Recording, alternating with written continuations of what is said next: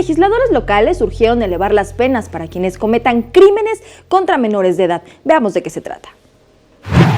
El diputado Nazario Norberto Sánchez de Morena presentó una iniciativa para proponer cambios al Código Penal capitalino para que los asesinatos cometidos contra menores de edad cuenten con sanciones más severas, ya que se trata de un delito que ha estado en aumento en los últimos años en el país.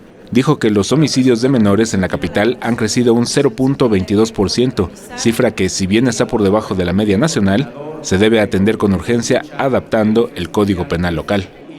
Con el propósito de incorporar un agravante en el capítulo de homicidio cuando éste se cometa en contra de una persona menor de 18 años.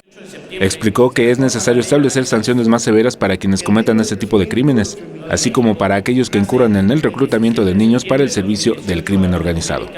Ya que según las cifras de homicidios reportado por INEGI, entre 2010 y 2016 fueron asesinados en todo el país 8.644 niñas, niños y adolescentes.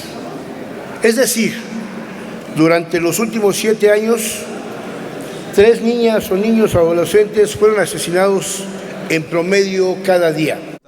El legislador apeló a la sensibilidad de todos los partidos políticos y pidió que su paso por las comisiones sea rápido y pensando en la urgencia de proteger a los jóvenes que son el futuro de la ciudad. Con imágenes de Javier Martínez, Alberto Álvarez Santana, 21 Noticias.